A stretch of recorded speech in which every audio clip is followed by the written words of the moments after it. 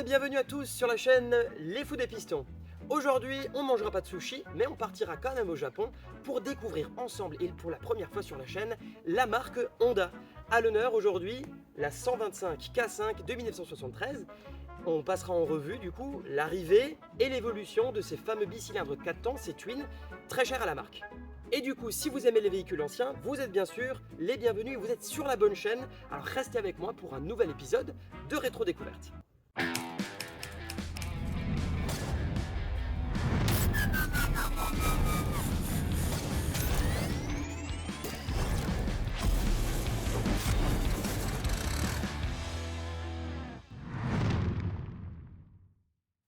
Comment vous présenter le géant japonais Honda? Tout le monde connaît Honda. Honda est partout. Honda est dans votre jardin avec les tondeuses à gazon. Honda est sur les routes avec les voitures, les motos, les scooters bien sûr, mais aussi sur l'eau grâce à une grosse production de moteurs de bateaux. Honda fait même dans l'aviation avec des petits avions privés comme le Honda Jet HA420. Et là, vous vous en doutez bien, c'est juste pour citer quelques exemples. Parce que l'Empire Honda, en fait, il est tellement vaste que une petite vidéo comme celle que je suis en train de faire aujourd'hui ne suffirait largement pas à évoquer tout ce qu'ils ont réalisé depuis le début jusqu'à maintenant. C'est aussi pour cette même raison qu'on ne va pas ici refaire toute l'histoire de Honda depuis le début. Ce serait beaucoup trop long et un petit peu hors sujet. On va plutôt prendre quelques raccourcis et puis on va parler de ce qui nous intéresse, à savoir ces petits twins comme cette K5 qui ont eu tant de succès à l'époque. Et chez Honda, croyez-moi, la moto est une affaire très sérieuse. Mais avant d'être une marque mondialement connue, eh bien Honda, c'était d'abord un nom et un prénom. Ce nom, c'est Soichiro Honda, métallurgiste de métier qui crée et met au point un tout nouveau type de segment de piston. Après la Seconde Guerre mondiale, le Japon est dévasté. Honda, qui a déjà perdu une usine en 1944 dans un bombardement, essaye de trouver des solutions pour rebondir malgré toutes les pénuries que connaît le pays. Il rachète alors 500 moteurs 2 temps à l'armée et les fait monter sur des cadres de bicyclettes renforcés et équipés pour l'occasion. La première moto, appelée modestement Honda Type A, est née. Dès 1948, Honda fabrique ses propres moteurs et ce sera la Type D en 1949, une moto 2 temps de 100 cm3 qui fait décoller les ventes. En 1950, Honda écoule à lui seul plus de 50% de la production japonaise. Soichiro Honda venait enfin de s'engager sur la voie du succès qui n'allait alors plus jamais quitter. Allez, maintenant que la base est posée, on va passer directement à l'arrivée de nos twins pour pas trop dévier du sujet. Et les premiers twins Honda sont présentés dès 1957 avec les 250 cm3 appelés C71 et C72 Dream, mais également aussi avec les C76 et les C77 de 305 cm3 qui seront aussi les premières grosses motos de la marque à être massivement exportées. La C77 sera déclinée dès 1960 en 125 cm3 et sera appelée CB92. En 1963, c'est la CB93 qui prend le relais et qui est le premier modèle en 125 cm3 à abandonner la fourche à balancier en tôle emboutie pour une fourche télescopique. Avec la CB93, Honda trouve un style personnel pour ses 125 sportives qui durera jusqu'à la JX. Après plusieurs évolutions avec les modèles K0, les modèles K1 et aussi les CD125 ou encore les Honda SS125, c'est en janvier 1969 que sort la CB125 MK2 et qui sera clairement un modèle de transition mais qui va enfin voir venir la boîte de vitesse passer de 4 à 5 rapports.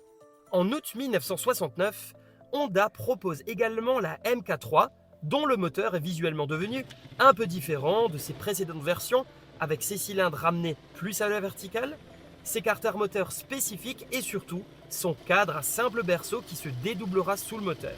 Ces K3 sont reconnaissables par leur unique couleur disponible, vieil or et crème.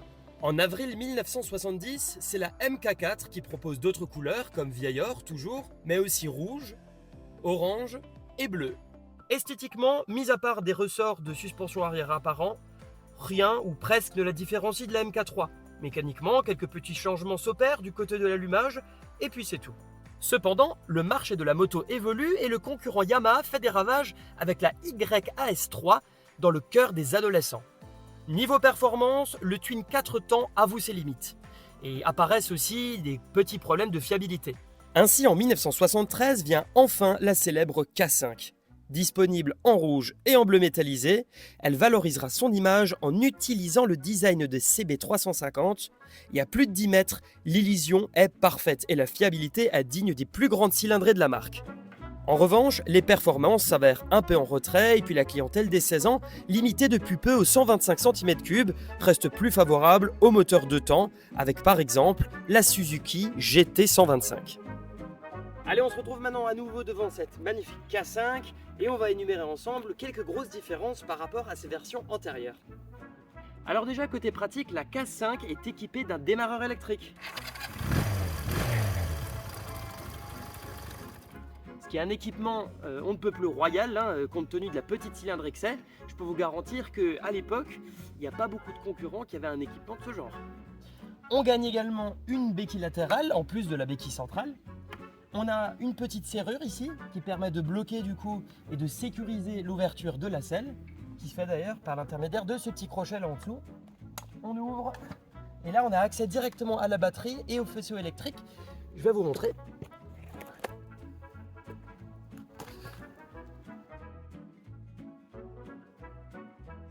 Pour fermer, c'est tout simple. Et voilà. Dans les versions précédentes, on avait aussi un gros phare avec le compte-tour et le compteur de vitesse incrusté dedans. Maintenant, on a un petit phare à l'avant et on a le compteur de vitesse et le compte-tour qui sont séparés, qui font office du coup de tableau de bord. Voilà, mis à part ça, on trouvera encore quelques petites différences assez mineures par rapport aux versions antérieures. On aura l'arrivée des catadioptres orange, là, rond, de chaque côté de la fourche. On aura aussi le petit crochet sous la selle pour pouvoir mettre le casque. Et après, grosse différence par contre, esthétiquement, elle n'a pas du tout la même gueule. Grâce au nouveau réservoir, on a aussi les caches filtres à air sur les côtés qui changent drastiquement l'allure de la moto par rapport à la MK4 par exemple. On arrive au moteur maintenant. Alors mécaniquement, c'est un 4 temps de 124 cm3, refroidi par air, donc un bicylindre, simple arbre-à-cam en tête, commandé par une chaîne de distribution. On aura donc à peu près 15 chevaux à 11 000 tours minute. Mais bon, voilà, c'est pas un foot de guerre quand même, c'est une moto qui est assez lourde, elle fait quasiment 115 kg à vide, c'est loin d'être un poids plume, et la vitesse, elle est donnée à 130 km/h, qui pour moi est quand même relativement optimiste. C'est annoncé par le constructeur, mais enfin quand même. En 1975, Honda essaye de rajeunir l'image de ses twins avec la JX5. Mais celle-ci, outre l'apparition du frein à disque et d'un look un peu modernisé, elle s'avère finalement plus coûteuse que les cylindrées concurrentes et en plus avec des performances encore un peu en retrait. Elle ne rencontrera jamais le succès escompté et la K5, toujours au catalogue, se vendra davantage. Plus tard, la réaction se fera avec la CB125 Twin. On va s'arrêter là maintenant avec les détails. Voilà, l'histoire n'est pas terminée, des évolutions, il y en a encore eu beaucoup par la suite. Mais le but de la vidéo, là, le principe, c'était d'arriver jusqu'à la CB125 K5. Mission accomplie, on y est arrivé. Assez bavardé maintenant, on va passer aux choses sérieuses et on va pouvoir s'amuser un petit peu. On va démarrer cette belle petite K5 pour entendre le bicylindre. On allume la clé de contact, le voyant point Moraux s'allume également, donc c'est tout bon. Feu vert, on peut y aller. Deux options maintenant, soit à l'ancienne le Kickstarter, mais ici on a un démarreur, alors on va pas se gêner. Et voilà, ça démarre tout seul. Le ralenti, il est très bien réglé, elle tient super bien. Le moteur, il fait un petit bruit, c'est très doux, très agréable. C'est pas une moto agressive. Elle a beaucoup de qualité cette moto. C'est pas forcément ses compétences sportives, même si elle a tout d'une grande esthétiquement. Elle est quand même limitée aussi par son poids de 115 kg. Mais voilà, 90-100 km/h sans problème, on n'est pas gêné, ça fonctionne très bien et surtout, elle est très agréable. C'est une moto très agréable, très souple. En solo comme en duo, franchement, il y a moyen de faire des super petites balades. Alors, évidemment, moi ce qui me plaît le plus avec ces motos-là, c'est l'aspect historique. C'est une moto qui a été achetée dans mon village par une dame en 1973 qui m'a évoqué il n'y a pas longtemps ce souvenir de l'avoir achetée il y a quasiment 50 ans jour pour jour. Aujourd'hui, c'est une moto qui a fait un check complet. Le haut moteur a été complètement refait. Cylindre de piston déglacé avec des pistons et des segments neufs, nouveaux joints, distribution calée, allumage calé, nettoyage carbu, calage de la distrie, tout ça. Tous les réglages ont été minutieusement refaits. Elle est de son jus d'origine et vous voyez, elle démarre toujours au quart de tour. Elle a 11 569 km, c'est le kilométrage d'origine du coup. Et moi cette moto elle me plaît beaucoup. Allez on coupe. Et maintenant on va faire un petit tour ensemble. Alors suivez-moi, je vous emmène avec moi. On va pouvoir rouler avec cette K5. C'est parti.